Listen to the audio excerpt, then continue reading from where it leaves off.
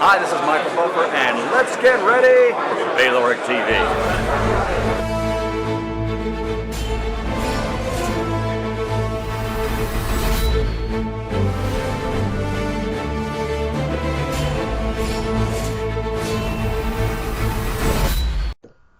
Good morning, good afternoon, good evening. Wherever you are in the world, my name is Ingram Jones, and I've got again with me mentor, teacher, legend, Uncle James Ali Bashir. Uncle, how are you doing? I'm doing pretty good. Everything's going well. So, let's start by this before we get into all the stuff that's going on. Do you remember when we first spoke? No, I can't. I've done so many interviews since then, so I can't really recall. I asked Bermain Stavern the same question, and he didn't know the answer to that. I'll tell you what it was. It was January 2012. Wow. Wow, the clock is ticking. Exactly. Now we're in 2016. Wow. Come a long way since then, Uncle. Yeah. So now you're in California at the moment with Alexander Usyk. Alexander Usyk, the WBO cruiserweight champion of the world. So this is an attempt to make his first his professional debut here in the United States. Okay. So how's that going at the moment? The training camp is going pretty well. Okay. About as good as you can expect it to go during this time. So where are you guys based? Oxnard, California, at the Robert Garcia gym. Okay. So was there a specific reason why you went to that gym? This is where Usyk's manager is based at, so I guess that's why we're here. Okay. And how have you found the facilities? Pretty good. A lot of space, 3 rings. Yeah, it's pretty good, and the weather's pretty good. And have you got to meet Mr. Garcia himself since you've been over there? Yeah, I've met Garcia many times before this. So. Okay. So has he been around watching you do your work, or has it just been? No, he's in and out. He's got his own work cut out. Okay, cool. So the fight is against a former opponent you faced before with Eddie Chambers. Yeah, the Bisu Minjuno. Tell us about what you know of him, apart from the fact that you want. Oh, he's a very good boxer, very resourceful boxer. Very tricky, very resourceful, and we're in a good fight. We'll be in a good fight. What does he bring to the table for you in terms of a name, in terms of the style, in terms of the caliber? What does that mean to you? It means that Usyk will neutralize a very good boxer. My preference is for us not to have faced a guy like Michuno in our first bout. I wish that we were facing for somebody easier. But this is a very educated, very crafty, very resourceful, very ugly, very defensive-minded boxer, and it doesn't make for a pretty fight. We'll have to do things out there just to win the fight, and if Usyk can rise to the occasion to neutralize what Michuno does, then that'll be good for us. Do you have any concerns that obviously you lost the fight with Chambers? Well, I don't have any reservations. I think that Eddie Chambers was ill prepared for that fight. And I told him that I did not like that fight. I told Eddie Chambers I did not like that fight at that time because Eddie Chambers had everything to lose, nothing to gain. Fighting a guy that was 12, 13, and 0, unknown quantity, that was nothing on the internet for us to study him with. So we came into the fight blindly, and we're fighting a lefty. And I told Eddie, I said, this is not a good fight because we don't have anything on this guy. We don't know what we're going into. And if you win the fight, you were supposed to win. If you lose the fight, you give birth to a guy like Machuno, and that's exactly what happened. Well, there was That's the a lot of talk back and forth. Actually, started on Twitter. I remember watching the two of them, and Minchuna saying to Eddie Chambers, "Ah, you're nobody. I'll beat you." And Eddie obviously fell for it and went for it. yeah, but you know, machismo doesn't mean beans in boxing. You know, you have to have diplomacy. That's why you bring in the professionals. If you have a pest problem at your house, you call the people from the pest control. If you have a water problem, you call the people from the water department. You have electricity problem, you call people from the electricity department, and you accept what the professionals give you as a guide. All except for boxing. In boxing, everybody's a wise guy. Everybody knows more than the professionals know. And I told Eddie, you don't want to take this fight because we don't know anything about the guy. He's a lefty. We haven't had any good boxing. We don't know what kind of boxer he is. We don't know anything, you know? There was another guy that was offering a fight at that time. Garrett, I think Garrett Wilson, his name Yep. was. And Eddie didn't want to fight him because he and Eddie were friends. And I said to Eddie, go and fight Garrett Wilson, beat him, and then take him out to dinner if you're friends. I mean, come on, give me a break. I mean, Maurice Blocker fought Simon Brown. They were close friends. Their wives, their family were friends. They fought like animals. And Blocker and Blocker was knocked out by Simon Brown. And Muhammad Ali fought Jimmy Ellis. They were close friends before and after the fight. I said, the history in boxing is full of rivalries between good friends. So I said, Eddie, go take the fight, win the fight, and then that was the best thing to do at that time because we knew Garrett, we knew how he fought, we knew what we had to do to beat him, you know. But no, no, no. Eddie wanted to fight somebody else, and then enter Machuno, and look what happened. Disaster. So in the corner, what were you saying to Eddie at the time to kind of paper over the cracks during the fight? Well, first off, you had two counter punches. You had two counter punches, which would have made for a terribly ugly fight. The crowd was already booing the fight, but Eddie fell behind in the fight, so he had no other recourse but to become the aggressor. So I told him, Eddie, cut the ring off and become aggressive. You got to be more aggressive. You got to be more aggressive. You got to take the role of the aggressor and you got to punch to the body. You got to rough this guy up. We're falling behind. And as it turned out, he lost practically every round, if not every round of that fight. Machuno did a paint job on Eddie. So I don't put a lot of stock in the fight. I mean, Machuno did his job. Don't mistake me. I give credit to him because he boxed masterfully. It's not what Machuno did. It's what Eddie Chambers didn't do. You know, Eddie Chambers didn't show up. Only partial Eddie Chambers, and you can see glimpses of what Eddie Chambers could have did. If you watch the fight, you can see glimpses of what he could have did. But if your mind is not right, if you're at odds with the promoter, you know, if you're training, you know, is irregular.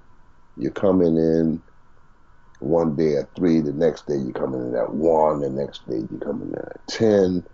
You can't get nothing done like that. You can't get nothing done, and that was the case. I don't believe that's the case with Alexander Usyk. Alexander Usyk is a much more focused fighter, much more energetic fighter. At this juncture, he's much more focused and much more calculated than what Eddie Chambers was. Okay. And I'm saying that was due to mental. You know, it was a mental breakdown with Eddie. Eddie just didn't want to. I mean, he wasn't happy with the promotions. You know, he wasn't happy with the way the promotion was going because they tried to get him to fight Garrett, and he felt at odds. He was kind of bitter about that. You know, and all of this plays into a guy's psychic. You know, when a guy's trying to fight, you can't have that kind of stuff going on. You got to be focused. You know.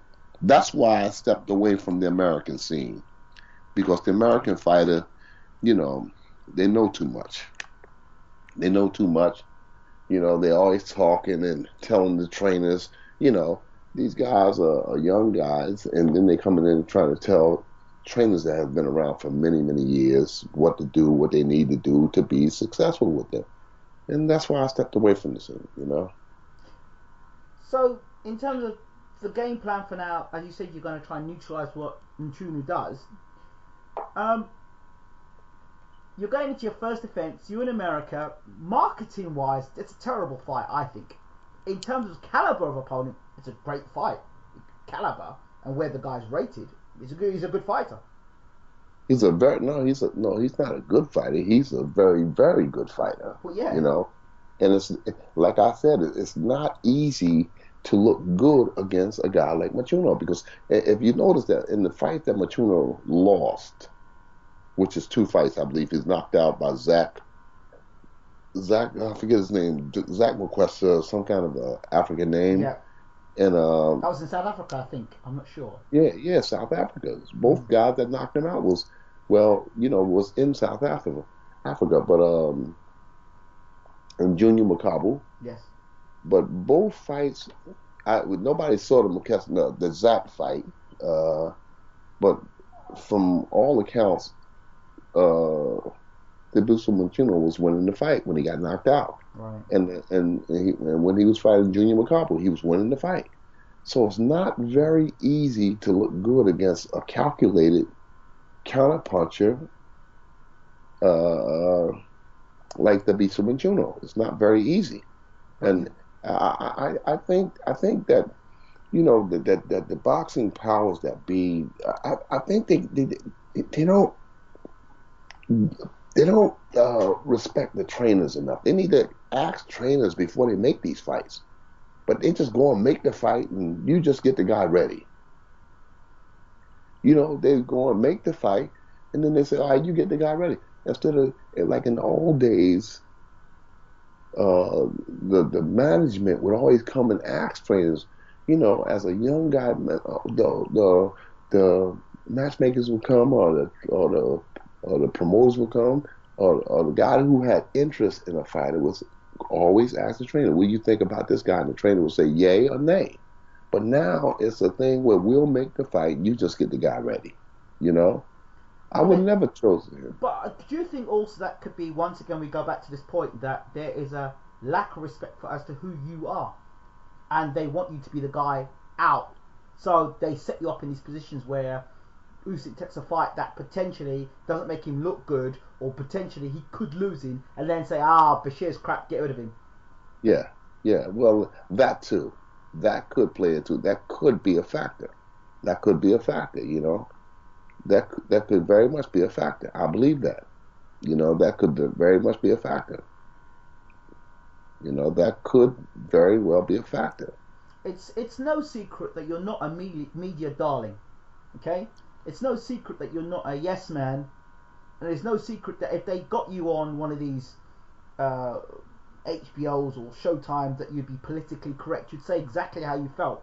And once you're a man that speaks the truth and doesn't kiss ass, then you are isolated. And even with the success, they try to isolate your success or try to stop it as soon as possible. Oh yeah. I mean, I've been around the sport for years. Mm-hmm. And I've worked with some pretty good fighters. Like I said, I turned Jamil McCline pro. All right? Jamil McCline was with me in the early part of his career. I taught Jamil McCline the logistics. In my mind, I taught him the logistics of boxing. The pros and cons of boxing. I was there tooth and nail with Jamil McCline, and when he got to a point where he was being pretty good, he was taken away and given to somebody else, or he left or was influenced to leave to go with somebody else. So, and then I trained Maurice Harris, Shannon Briggs, Monty Barrett. I trained some pretty good fighters. But any success that I have has always been dismissive. Well, the guy was this, or the guy was already good, or the guy was this or that, it was always something. And to this day, it's still the same way. But I refuse to be a yes man. I refuse to be an ass kisser. That's just not me. It's just not in my gut to be like that. And because of that, there's always the scenario where people are trying to trip you up everywhere you go. Yeah, yeah. I saw 2 or 3 opponents mentioned before, or two opponents mentioned before this one now. I saw Masternek's name being mentioned. Yes. He pulled out, and then I heard, who's the other guy that was brought in? Who's this? I don't recognize the other guy. It was I don't Was it recognize him. Brudov? Was it Brudov? I don't know. There was a whole lot of names hurled at me, so I can't recall all of them. But the next guy that was told, The Polish guy, Wood, yeah, Wood, Diablo. Well, let's just call him Diablo. Christoph. Yeah, Yeah. and and that's the one I wanted. I mean, Styles has always made fights, always will make fights. Yeah. And us fighting the Beast of Menchuno does not make for a good fight. It doesn't. I don't like the matchup. I don't like it. So if Usyk can go in here and solve Menchuno's style and beat him handily, it'll be a first. It'll be a first. He will be a first. Do you think the herky jerky style that Usyk's got will offset all that counter punching that Menchuno has? Because when you've got that herky jerky sort of style, it's almost like a feint almost, because you're constantly knocking people off a rhythm all the time. So that's part of the old school application that I brought to the Usyk camp. Usyk had some good tools when I met him coming out of the amateurs, but in these 10 fights that I've trained him, I've introduced a lot of the old school passion and flavor to his style. You understand? Everybody I see says that he boxed like a black guy. And that's a testimony to what my teachings have been over this time. I've implored him, everybody, black people, white people alike, say this guy black boxes like a black guy. Somebody made a comment the other day and said the last time they saw somebody move so smoothly around the ring was Muhammad Ali. That's a big compliment. Yeah. Yes. This is something that I've worked on throughout the time that Usyk and I have been together. I get the impression that there are those around this circle, around the atmosphere of Usyk, that don't really want me to be the trainer. They've got another agenda. Yeah, Freddie Roach. I don't know, just any one of the TV trainers. That's what you call them. Yeah, they we could put another face on this here. That's my observation. That's my observation. But I don't worry about stuff like that. I stay focused on the task at hand. Someone could say and argue, well, Bashir's being paranoid. Being paranoid. Yeah. Someone would say that, and I only say that to say, well, if you'd be paranoid, and you know what? And you've heard it before, haven't you? I'm sure. You know what? When they say that black people are paranoid, can you wonder why? Could anybody wonder why, after all of the BS that we have been through in this world, and they say, oh, black people are paranoid? Can you wonder why? I have no idea, Uncle Bashir. I really have no idea whatsoever. I mean, if any black person is a paranoid, I mean, can any intelligent person say, well, I wonder why, after all of what they've been through, all of what they've been put through, all of what they're still being put through in today's world, And you wonder why they're paranoid, why they think these things. Yeah, can you wonder why? Of course. And then, of course, I can hear now I can see the comment section on YouTube. Yeah, Bashir's cool until he starts talking about the black stuff and the political stuff. Well, make a world where we don't have to talk about that. Just create a world where we don't have to talk about it. Create a world where we don't have to be on the defense. At every level, every venue, there's always somebody that's attacking black people. I mean, right here in America, you don't see black cops killing white boys. But every time a murder happens, it's a white dude that's murdering a black guy. Why? I mean, and this has been going on for centuries. You don't see Asian, Latino cops murdering black men. It's always a white guy that's murdering black men. So you wonder why we're paranoid?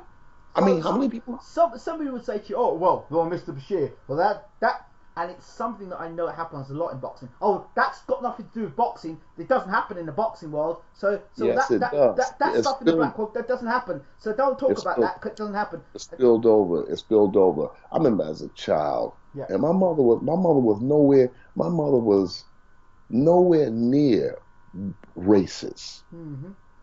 My mother was a very compassionate, understanding woman who went through hell and high water to raise her sons, her daughters, by herself. And my mother never taught us to be against any people. My mother was beloved by white, black, brown, yellow, everybody she came in contact with, she touched. Mm-hmm. And my mother would tell me, as a young man, when I was starting out my life as an adult, my mother would call my house in the morning. I was married, and my mother would call my house 5:30, 6 o'clock in the morning. Say, all right, get up, get up. I said, Mom, get up for what? My interview is at 9 o'clock. She said, get up. I said, Mom, it's 5:30 in the morning. She said, get up and get washed up, get your clothes ready, blah, blah, blah, blah, blah, blah, blah. The same thing she used to do when I was living in her house. Right. She said, because black men have got to be special. They got to be twice as good as a white man. And this is what my mother was saying. My mother was not a racist person.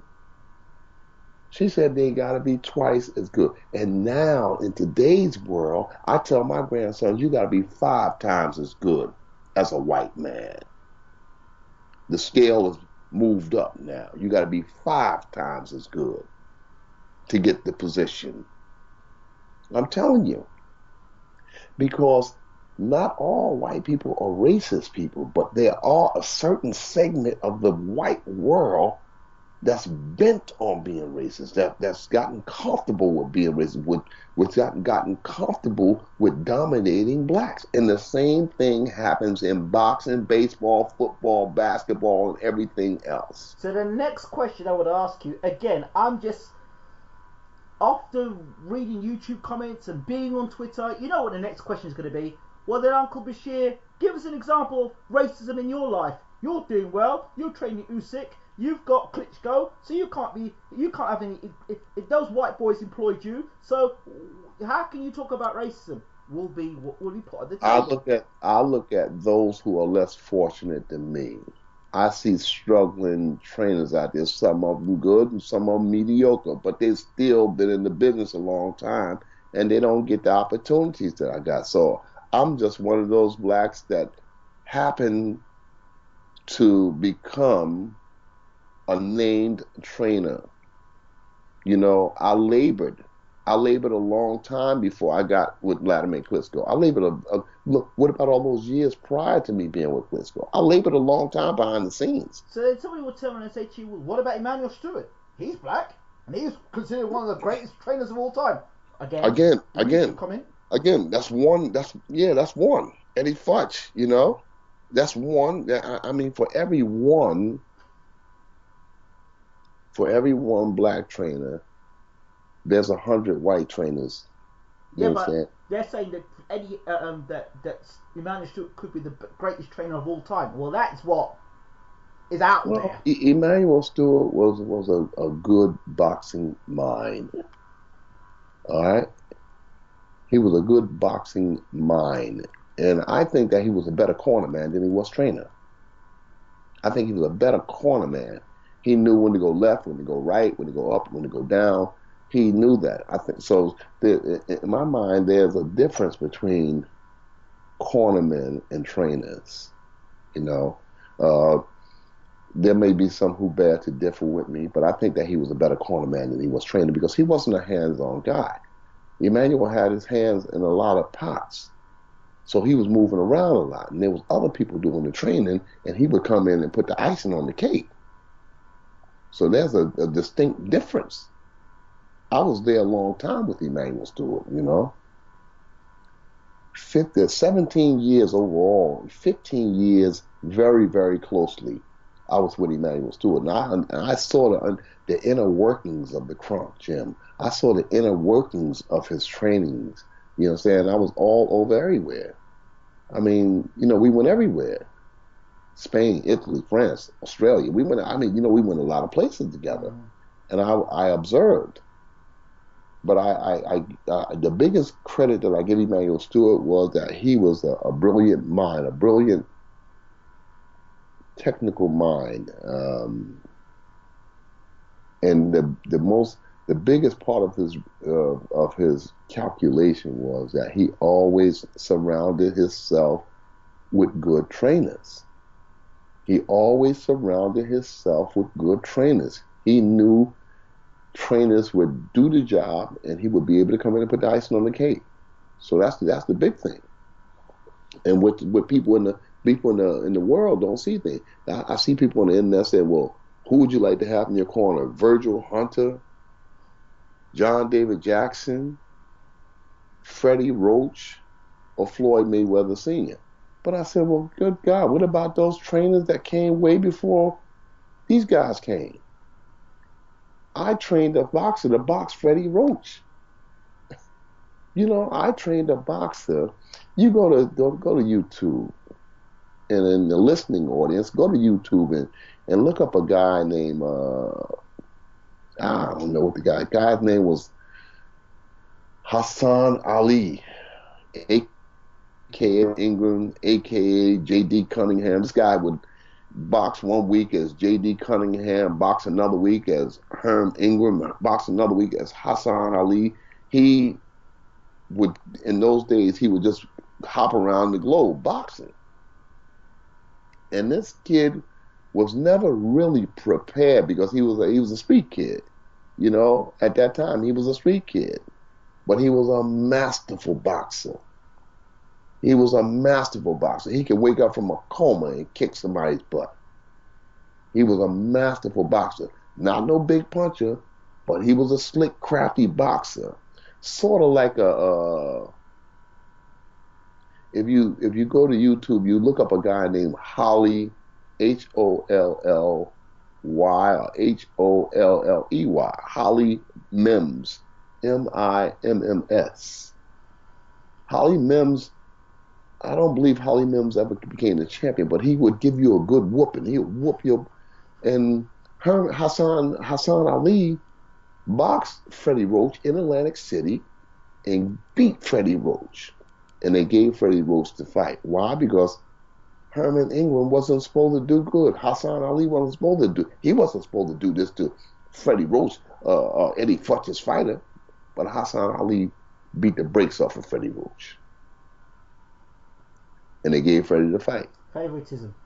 You know what that's like in boxing. There was another guy out of my hometown, Gerald Hayes. Gerald Hayes beat Eusebio Pedroza. They gave Pedroza the fight. Finally, we beat Juan Laporte in Atlantic City, and Gerald wins the fight. But they ignored him. No, you can't get no rematch. You can't do it. So they the powers that be, the establishment, have their own way of freezing people out and voting people in. All right? And the same thing goes on with trainers. You understand? training boxers is my life.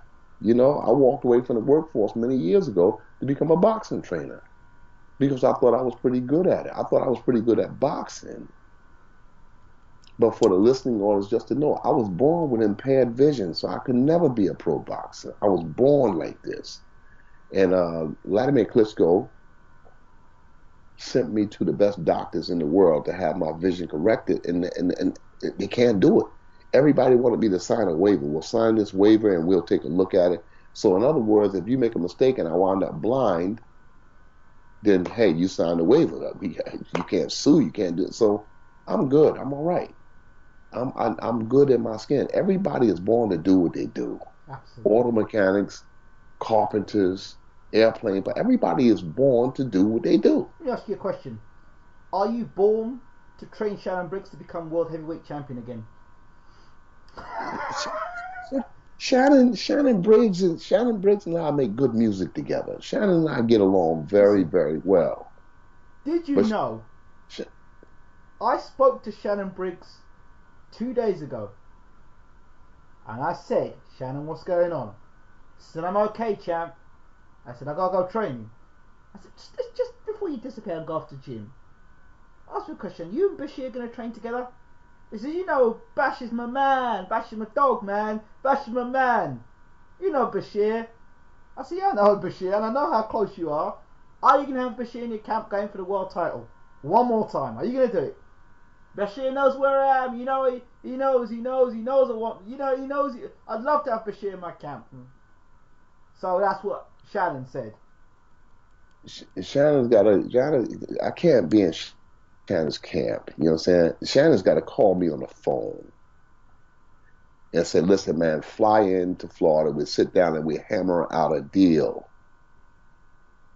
I'm 65 years old. I don't have time for uh, indecisiveness. He's got to call me on the phone and say, listen, man, this is the deal.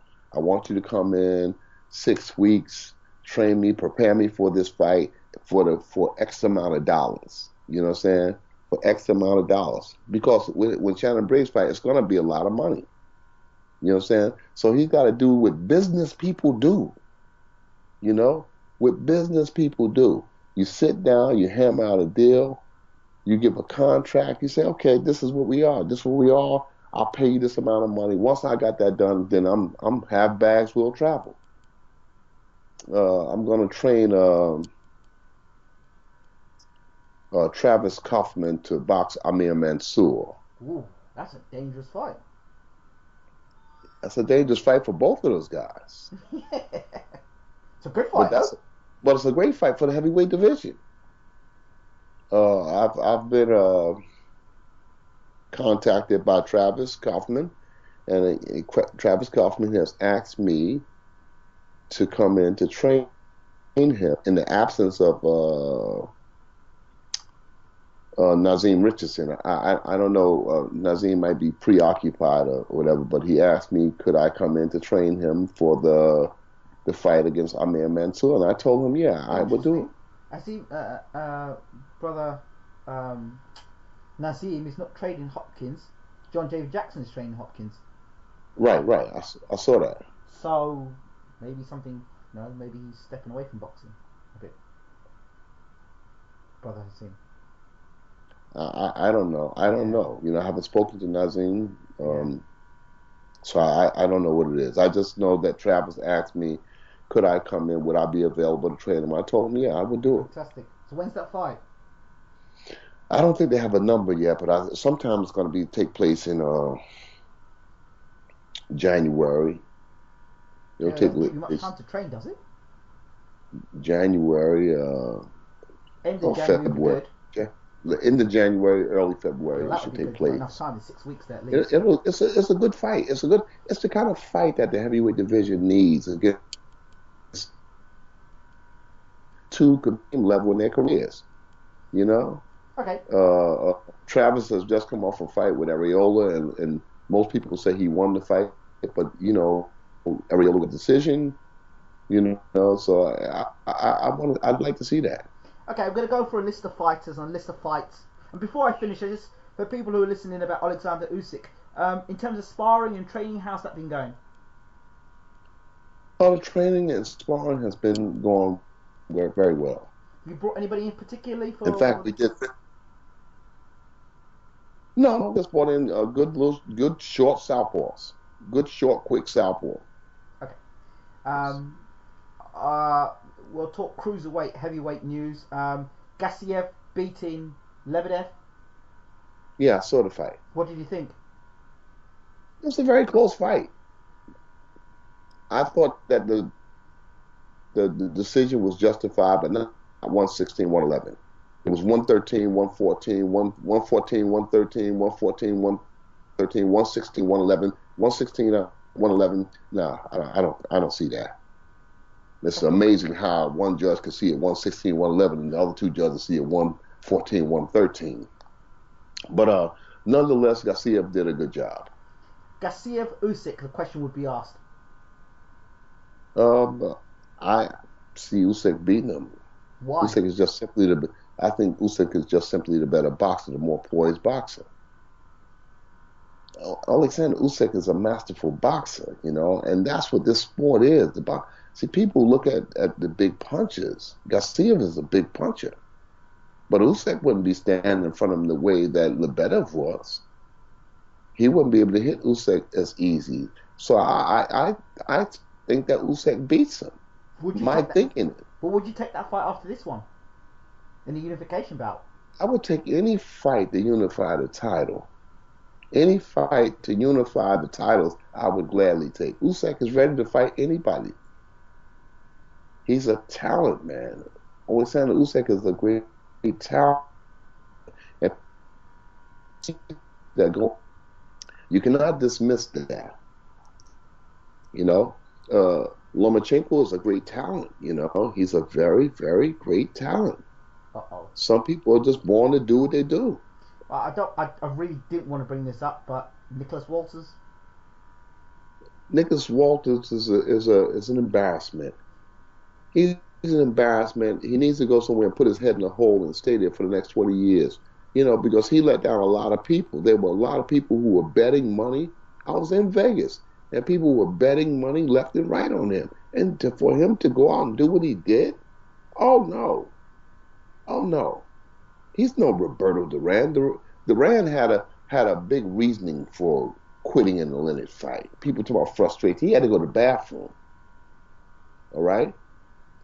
Duran, and I got this here straight from Panama Lewis. Duran ate a steak that day. 2:00 in the day. The steak didn't digest. You can't eat a steak 2:00 in the afternoon and expect for it to be digested by 10:00 at night. And if you look at the second fight, Leonard was hitting him with some tremendous body punches. Tremendous body punches. Just look at the tape. And Duran, the word is that Duran had to go to the bathroom. He had to use the bathroom. I got to go, man. Y'all ain't going to have me television, Y'all be talking about 20 years from the I saw Leonard knock the stuff out of you right on the screen, So Duran had a reasoning for doing that. And he came back and gave a good accounting of himself for the rest of his career. Yeah. But just what he did, he didn't get knocked down. He didn't get cut. He just said, look, I can't deal with this no more. I'm out of here. No. You had a lot of people that were saying Walters would be a good test for Lomachenko. Absolutely. And as it turned out, he just pulled off stakes and said, okay, I'm done. I couldn't do it because he was moving too much and I only fought a year. But prior to the fight, you said that everything would be all right. Prior to the fight, you said the year off didn't matter. I could do so and so and so. And then after the fight, you said, well, I ain't fighting in the year. The whole thing was contradicting. It's very contradictory, so I didn't like it. Some say the fight was fixed. Some people said that Walter I can see that thinking. Walter never threw right hands. He never he didn't do nothing. Some will say Lomachenko's skill kind of like nullified that. That I can see that. But at least George Foreman fought Ali. Ali's skills was nullifying George. You understand? Jimmy Young was nullifying George Foreman's talents, but George never stopped trying to win. Jimmy Young was in and out of boxing George, but George Foreman never stopped trying to win. There's no justification that Nicholas Walters can do for make for quitting in that fight. Okay. Let's talk about another fight. We can talk about Ward Kovalev. Your brief thoughts on it? That was pound for pound. That was the pound for pound, best pound for pound fight in the world. Pound for pound to me is Sugar Ray Leonard versus Tommy Hearns 1 and 2. All right, that was pound for pound. Pound for pound to me was Tommy Hearns versus Marvin Hagler. That was pound for pound. But Ward Kovalev, no, that wasn't pound for pound. That wasn't pound for pound to declare the best fighter in the world. No, it just wasn't. I'm calling a spade how I saw it, you know. And who won the fight? That was. I would have called the fight a draw, if anything, but I would have gave it to Kovalev. I would have gave the fight to Kovalev. I just don't think that Andre did enough. He landed some good body punches, so that could be part of what the judges was saying and giving him great body punches. But having said that, Kovalev didn't do much to impress either. But Kovalev did. Can you not blame John David Jackson for that? Everyone rates him up as a great trainer, but he didn't inject any sort of energy into Kovalev. Didn't say to him, look, when Ward went down, get out there and stop him. Jackson was comatose in the corner. Shit, he was comatose, you know? I don't know what happened there, you know? He said, listen, we need to get this guy out of there. You've dropped him. Get him out of there. Close the range. Don't allow him to get back into any sort of rhythm. Get him out of there. I didn't hear any of that. You know, like you heard Emmanuel would have told him, he said, get out there and stop him. You would have heard Emmanuel saying something like, you let this guy back into the fight. I didn't hear any of that. I just heard, just keep boxing. I just thought there was no sort of, he couldn't, John David Jackson couldn't sense the moment. I think the difference between a good trainer and a great trainer is sensing the moment, knowing when to turn the gears, knowing when to tell your fighter, look, saying cut the ring off and jump on him. Yeah, when to say, when like Angelo Dundee with the famous moment when Leonard was in the corner against Hearns. You're blowing it, son. You're blowing it. And what does Leonard come out and do? Yeah, knocks him out. Those key moments. That's why he's like a great trainer. Manuel Stewart with Eddie Chambers and Vladimir Klitschko. Yeah, exactly. He lit a fire under him. He lit a fire. It's called lighting a fire under the guy. Lighting a fire, He did it with Lennox Lewis and Mike Tyson when he pushed Lennox in his chest. Yeah.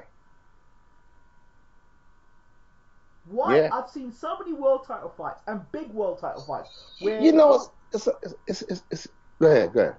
Big fights where well-known trainers have flunked where it matters. Yeah. But they keep getting credited as best in the world. Yeah. Why? Yeah. On any given night, the best in the world could be the worst in the world. But they never mention that, though. You understand? Muhammad Ali lost the Joe Frazier fight. Muhammad Ali lost the Kenny Norton fight.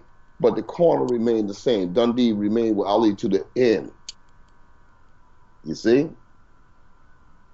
So Leonard lost the Duran fight. Dundee remained the same. Now in today's world, a trainer fails a fighter, then they go, we gotta get, it's the trainer's fault. We gotta get another trainer. You understand? So you got Amir Khan left Britain, goes to Freddie Rose, now he's with Virgil. So okay, where's the improvement? I mean, where is the improvement? I haven't seen it yet. Maybe you can tell me. Where is the improvement? They hop from trainer to trainer to trainer to trainer. But you understand, in the old days, Joe Frazier lose fight, Eddie Fuss still stayed there. Yank Durham before Eddie Fuss. When Yank died, Eddie Fuss took over. So in today's world, one bad performance, that trainer is gone. Never mind all the other good performances, but one bad performance, we need another trainer. This is the way of the modern boxing world. Yep, it is indeed, unfortunately. You know? What do they call it? Takeaway society. Fast food. In and out. Yeah. McDonald Yes. mentality. But I stand by my teachings. I stand by them. You know that they are solid teachings. I teach a boxer the basics, and I don't go for a lot of foolishness. You know, I see a lot of things that's applied.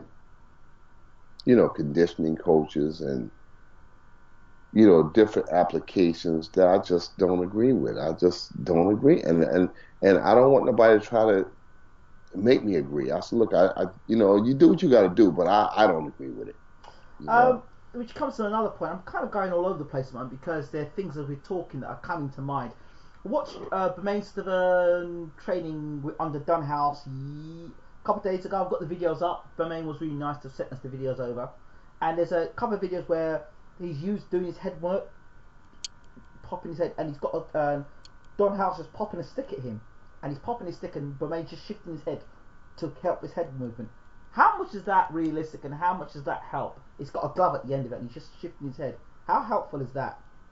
The sponge thing. Yeah. How helpful is that? I think it's bullshit. I thought you'd think that.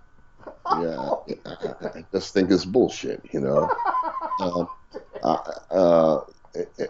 from where I'm sitting at, it's bullshit. All right, but Don House and others who use that strategy, they might find some significance in doing so. But Okay. for me, in your opinion, it's bullshit. It's unrealistic. It's just unrealistic. The same thing you do with that stick, you can do with your hands. You can do with your hands. You understand? When I'm working with Usyk, I use my hands. With the mitts on, I'll punch at his head and let him get under, It's more realistic.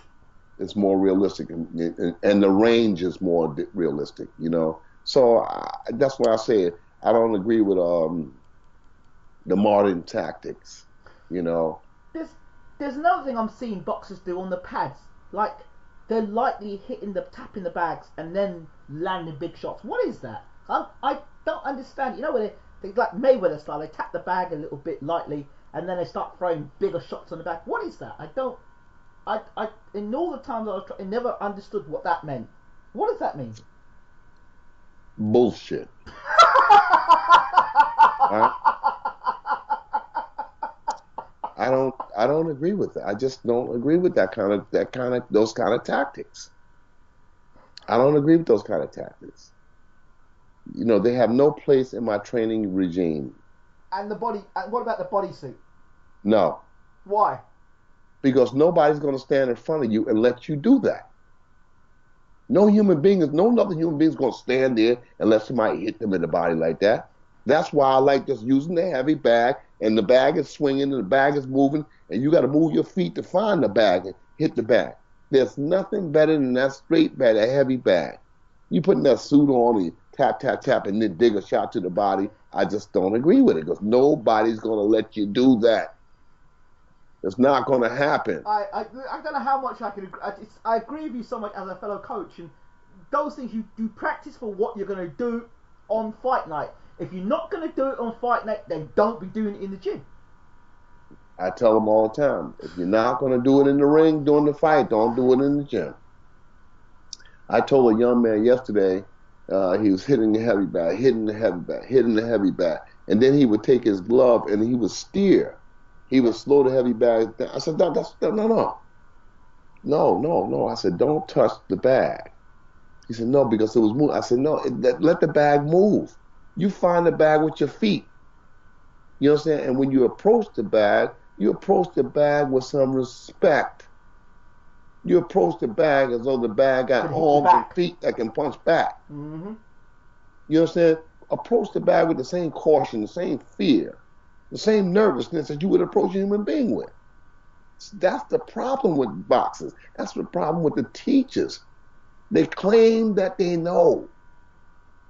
They claim that they know, but their actions tell me that they don't know. And I've watched trainers all over the world, to many parts of the world. I won't say all over because I haven't been all over, but I've been to many parts.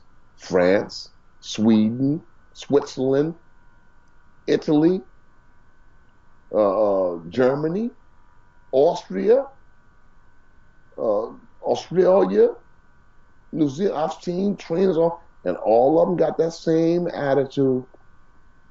Even right here in the Robert Garcia gym, all of them got the same attitude that I know what I'm doing, you know? And I'm looking at them in my mind saying, you don't know what you're doing. You don't know? UK. You need to come to the UK, Uncle. Oh my God. And you need to come to Ireland as well. These people don't know. And they're ruining boxers. You know why? Because the boxers have some measure of success early. But going down the long stretch, they fail. Why? Because they're not being taught properly. They're not being taught properly. They don't understand the science of boxing. They haven't studied. They haven't studied the sport. Where I've studied the sport like an octagon. You understand? I know the difference between right and wrong. You understand? Because I was trained under the old trainers. I trained 5 years under the old trainers, carrying a spit bucket and sitting around listening to the war stories from those old trainers before I even trained my first amateur. Yeah. Huh? 5 years I stayed under them before I even took on the task of training my first amateur. I spent time under those guys, Right. those old trainers, all of them which are gone now, dead. Only one or two of them, Don Turner. I respect Don Turner because he knows a lot. He's been around a lot, you know. Tommy, what's his name? What's his name? I forgot his name. I respect most of all Jimmy Glenn. That's my sage. That's my sage. Everybody else, I'm right there with them or above them. Anybody that you can mention right now, I'll challenge them. You understand? So there are some guys out there that's training boxers. I won't say that I agree or I disagree with them, but I'll say this, that I'll pit my knowledge against theirs at any time, any juncture, you know? Okay. Right, I'm going to do a quick round of fights. By the way, Derek Chisora today flipped the table and threw it at Dillian Whyte earlier today at a press conference. Before that, they had a face-off. Gloves are off, face-off. I saw that. Yeah, but after that, there was some other things reportedly that were so bad that they pulled them apart and they couldn't show it because of the fear that the fight may get pulled. So, right. Your thoughts on this fight, Chisora Whyte? It's a 50-50 fight. 50-50? It's a 50-50 fight. Yeah, I think it's a 50-50 fight. Most people say that Dillian Whyte should win the fight, but I think it's a 50-50 fight because of the emotions. I think the emotions are going to limit what they really can do. That they're not going to really show what they can do. I think that the emotions is going to overtake them during the fight, prior to the fight and during the fight. You know, so I call it 50-50. If they were thinking rationally, it probably would be a different kind of fight. But I think a lot of emotions is going to go into this fight. It's going to wind up being an ugly fight, slugfest fight. You know, I think that kind of scenario is going to take place. Joshua Molina. Joshua Molina could be a wild card. You know, Joshua seems to be like I told you, and I still say it again. Mm-hmm. Joshua is the new George Foreman. You know, he's the new George Foreman. Anything that he put his hands on, left hand or right hand, he's gonna mash it out of it. You know, there are some people who disagree with me. Some people that keep talking about his chin and of that nature. But hey, if a guy keeps getting knocked out in sparring, is that a concern for you? If a guy keeps getting knocked out in sparring, of course it's going to be a concern for me. And stories of a I had a quarterback, guy. I had a guy many years Yep. ago. Many years ago. He was like the number one contender in the welterweights. He Yep. lost the fight down. He lost a fight in Connecticut to a Guyanese kid. Now I forget the kid's name, but the kid got killed over in Guyana. Yeah, okay. It was a southpaw kid. The kid's name was Michael Covington. Was my guy's name, and this kid knocked him out. And thereafter, I he knocked Michael Covington out, and they took Michael Covington out of the ring that night on a stretcher. And then when the kid came back to the gym, they moved him down from number one. They moved him down to number five or something.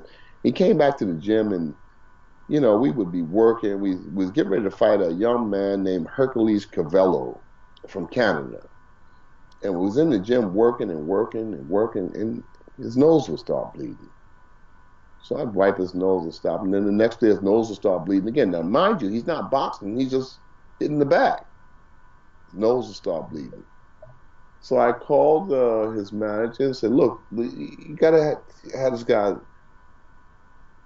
have his nose cortisized. The weld the veins so it won't bleed." So he did that, and then one day we was in the gym and the kid was walking past the bag and he just stumbled, and I went to catch him like he was gonna fall. I said, "Hey man, you all right?" He says, "Of course I'm all right." So I said, "I didn't know because I saw you stumble." He said, "I didn't stumble." I said, "You did stumble." He said, "No, I didn't stumble." I said, "Man, I'm sitting here looking at you. You stumbled. And you looked like you was going face first to the floor." He said, "No, I didn't." He had no recollection of the fact that he had just stumbled. I called the manager back. I said, "Listen, you need to take this kid to a neurologist. Something is wrong."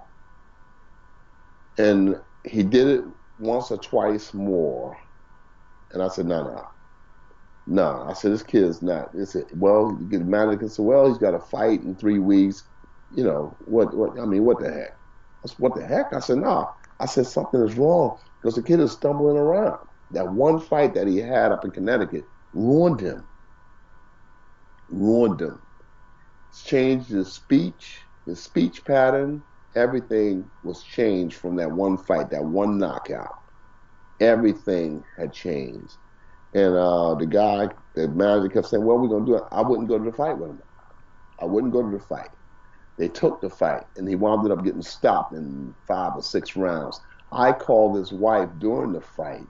The fight was on NBC. And I called the wife during the fight and said, "Listen, you need to call that corner or call somebody and tell them to stop this fight. Your husband's going to get hurt." And he never fought again after that fight. He never, ever fought again after that fight.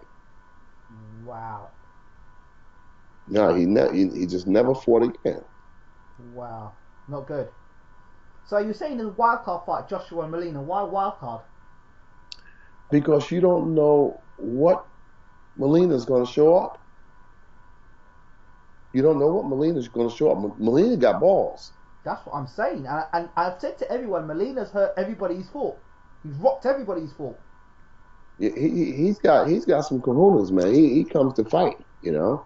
I think that Joshua can handle it. I think it's a good test for Joshua. But if Molina can get through those bombs, if he can get through those bombs and extend the fight 7 to 8 rounds, you might see something. Joshua is going to be well prepared. Yeah, of course. Joshua, what I like about him is his work ethic. He knows that he's got a target on his back. And he has a great, great work ethic that prepares him for any tough fight. For any tough fight, he's prepared to fight. Let me ask you a question. Well, I'm asking a lot of questions, but have you known in the history of the heavyweight division a dominant heavyweight with a build like Anthony Joshua reigning for 5 or 10 years? No. There's a reason for that, isn't there? Well, he's a young guy. He's a very young guy. What is Joshua, 27? Something like that. So only time can tell, but no, I don't know nobody with that has lasted a long time like that.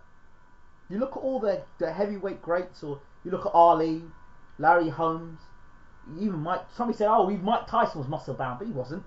He was short and squat and compact when in the first version of Tyson. When he came back after prison, he was a different fighter altogether. Evander was muscle bound, but not like that though. He had fast twitch muscle, didn't he? Yeah. Joshua's got some big muscles. There's a concern with that. Can he do 12 rounds at a fast pace like that with that lactic acid coming in? Yeah, that's going to be something. It's going to be something to see. Time will tell. That's all I can say. He's young. He can get away with it right now. Louis Ortiz, Dave Allen. What's your thoughts about this fight? He gets Allen out of there 8-9 rounds, I think. Should the fight even be made? No, I think that Allen needed to go back to work with lesser opponents and hone his skills more. I admire his courage, but courage does not substitute for diplomacy. And I think that he's making a mistake. I think that Ortiz gets him out of there between 7 and 9 rounds. I think that, like I said, Dave should have just stayed back and took some lesser opponents where he can hone his skills better. He's going to get hit. He's going to get hit hard in this fight. Put it like this here. If Dave wins the fight, it will be to my surprise. Okay. All right. Tony Bellew, David Haye. I think Haye bowls over him inside of 5 rounds. I think styles make fights, and I think David Haye's style is just made to get to Tony. Okay. How about this fight? Tony can land some bombs on David too. Now, if Tony lands, he can turn the table on that. You think he'll land on David though? David is an awkward guy. He's hard to hit. It's hard to hit. But having said that, if Tony lands some bombs, he can make some things happen. Okay. How about this fight? Vladimir Klitschko, Anthony Joshua, April 2017 at Wembley. That's very, very tight race there. You got the old versus the new. Is this fight actually going to happen, Uncle Bashir, or is that just paper talk? I wish that it would. I wish that it would. We haven't fought in more than a year. So what's happened with Vladimir? What's the situation with him? Yeah, he tore his calf. I guess he's healing up. I don't hear from him that much. We're going down the alley to the end, though. When this kind of thing starts, it spells the end. So we've had a long run, and I'm thankful and grateful that I was a part of history. And being with Vladimir Klitschko. But it seems to me that we come into the end when this kind of thing happens where a champion stays out over a year. It'll be over a year and a half when he steps back in that ring. And Joshua, on the other hand, will have worked, and Joshua is so young, 27, 28 years old, 28 at the most. He's so young, so I think that we're coming down the road to the end. If Vladimir should win this fight, I guess that he'll hang on for another fight or two. But surely we coming to the end. He's 40. I think he'd be 41 when he stepped back in the ring. Is there a reason why Vladimir would take a fight straight away with Joshua and not take a warm-up fight first? Money. Maybe money, because I understand that they're splitting $30 million. But money, but surely you earn more money by looking good, and then the next fight, and they're going to earn $30 million. By the time they found out they look bad, they'll have the $30 million in the bank. But $30 million for Vladimir Klitschko, who must be a multi-millionaire. Yeah. He doesn't seem to be a kind of guy that goes bling blinging. No, he doesn't. So money, really? Yeah, but I've never heard of a billionaire saying, "I don't want no more." No, but smart money is what got them there in the first place. Well, he's going to go for it. Long story short, he's going to go for it. He's going to go for it, and it's a very risky fight. Why do you not fight Lucas Brown instead and get a version of the title? And then when you got a version of the title, then come to Joshua and then the unification bout. Surely that would be more money. We don't know what's going to happen between now and then, anyway. But Lucas Brown is out of the picture. Period.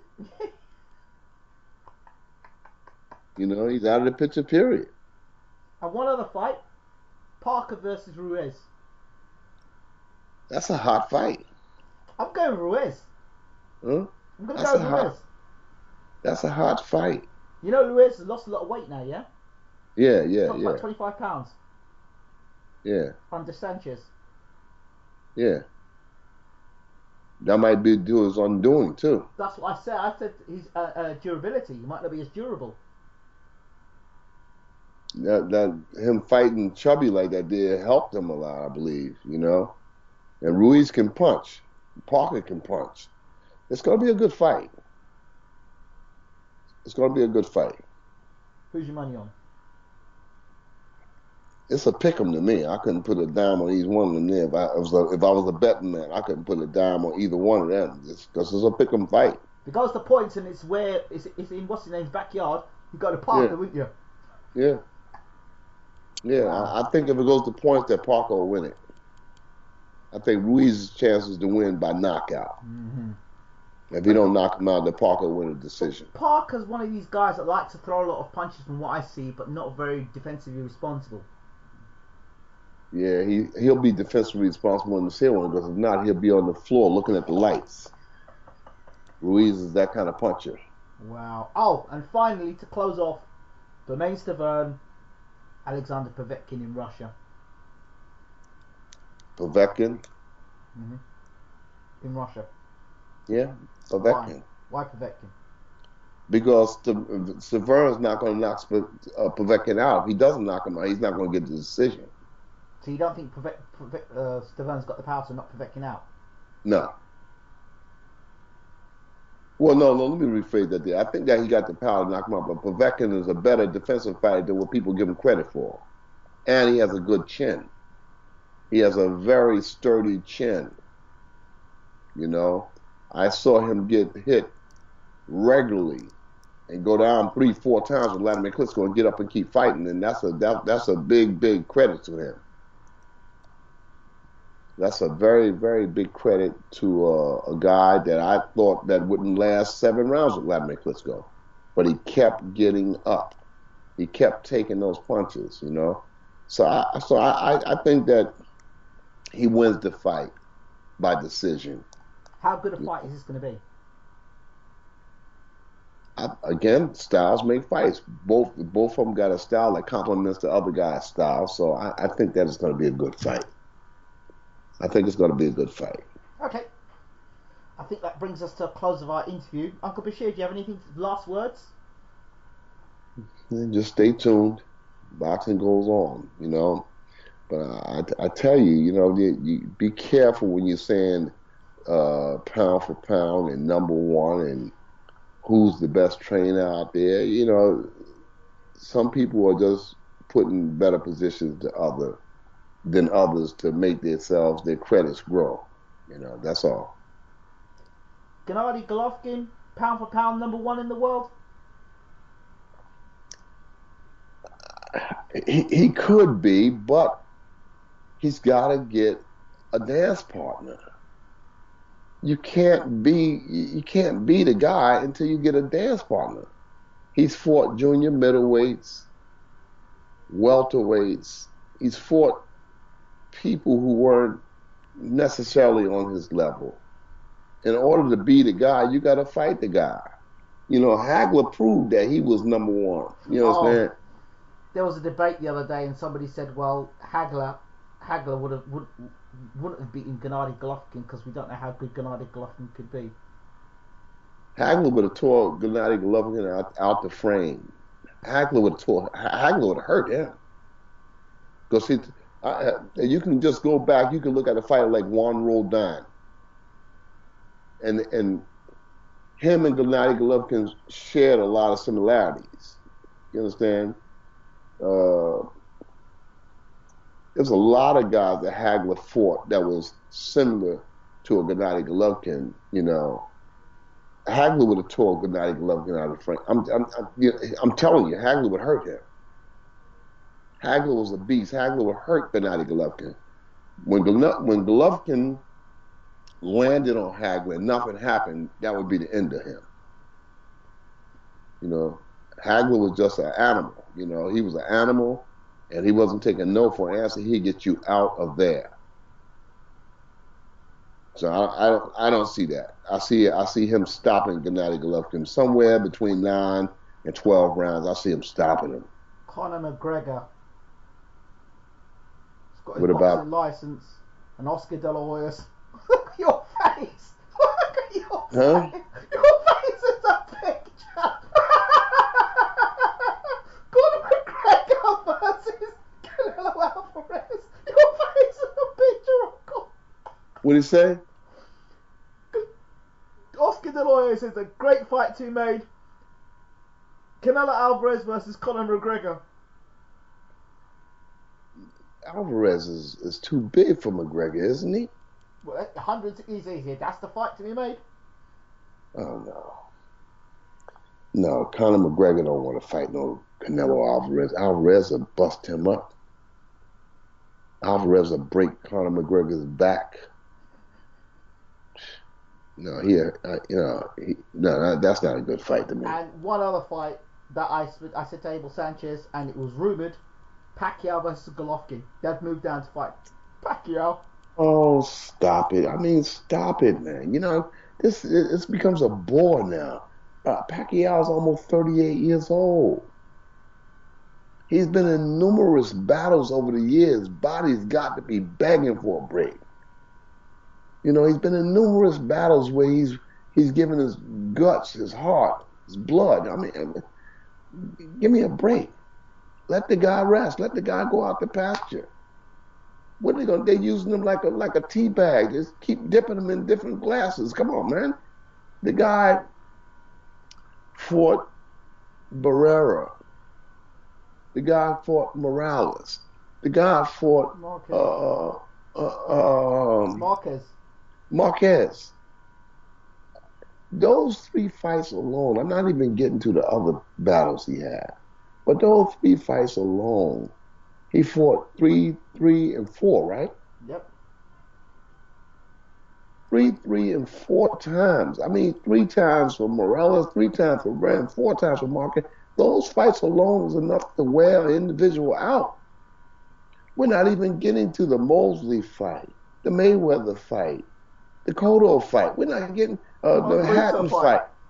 Huh? The Margarito fight. The Margarito fight. We're not even getting to them. Timothy Bradley, 3 fights. You know, how much can you add for one individual? And this guy came for what, 105 pounds? Come on, man. Give me a break. Stop that. I couldn't believe that Sanchez even came out and said that, but... Yeah, of course, for the payday. You know, that's for the payday. It's ridiculous. It's just ridiculous, you know? It's not right. It's not fair. Like I said, some trainers are put in a better position than other trainers, you know? I mean, I have as much to offer as any other trainer out there. As any other trainer out there, I have as much to offer. But opportunities are not as great. You know, opportunities are not as great. You know, some trainers are being given more opportunities than others. You know, some boxers are being given more opportunities than others. You know, but I have as much to offer as any one of those trainers out there. If I just got a listening ear, I can do it. You know, I can do it. But that's how it is. But for anybody to come back and tell you that Pacquiao can fight this guy, Pacquiao can fight that guy, Pacquiao can fight this guy. Pacquiao needs a rest. Let the man go out to pasture. What do they want him to do? Die? This guy has been in countless wars. He is a trainer's dream. Pacquiao's a trainer's dream. And a promoter's. Yes. Because he doesn't complain about nothing. I never see him angry. You know, he just goes along with the flow and get the job done. Come on, put him in here. I'll deal with it. You know? And I could conceivably see him saying, you know what, I'll fight Alvarez. Come on, bring him. Because he's got that kind of heart. You know, he doesn't cause problems for the promotion, doesn't cause problems for the trainers. Come on, go get him. I'll fight him. That's Pacquiao. But somebody needs to step in now and say, son, sit down, take a rest before you wind up a vegetable. And they won't care about it when it happens. And they won't care about it when it They'll happens. run to the hills and not give a damn. They'll have their money that they're making off your labor, and they'll ride to the hills. Nobody won't even come past the nursing home to see you. Exactly. You know, that's why they need somebody to step in for them and say, son, you've done enough. You've been a great country. You've given a great contribution to the sport of boxing. Get out. Get out. But no, they keep calling me, well, Pacquiao can fight so-and-so. Pacquiao can fight so-and-so. They just put him in with a young Vargas. How old is Vargas? 24, 25? Yeah. They put him in there with a young kid like that there. And Pacquiao is 37, 38 years old. In terms of boxing, he might be 44, 45. And they're still throwing him in because they don't give a damn. You're our cash cow. It's always these unsavory people that the boxers latch on to. They latch on to these unsavory bastards. And they can't see what they're doing to them until it's too late. Muhammad Ali was a victim too. He was a victim too. They knew that he was gone. They knew he was gone long before the Larry Holmes fight. Long before the Holmes fight. He should have never boxed again after the George Foreman. He should have really never boxed again after the second Leon Spinks fight. But certainly after the George Foreman fight, he should have never boxed again. You know, but people knew it. But he's our cash cow. This is how we making our cash. You can't stop now. And that's what they say in the Pacquiao. You know, they don't care. They don't care. I just got a guy that can fight, that's willing to fight. Come on, get in. How much can we get? And like you said, when it's all said and done, when he's at the nursing home, he won't see nobody. Nope. Uncle Pop won't pop by. Yeah. It's just unsavory people. I'm not that guy. You know, if a guy got it, I'll tell him he got it. And if he don't got it, I'll tell him, hey, man, you don't have it. You know, you don't have it. I can't invest in you knowing that you're ill prepared. That's it. Uncle Bashir, thank you so much for talking to Baylor at TV. Yes, it's been a pleasure.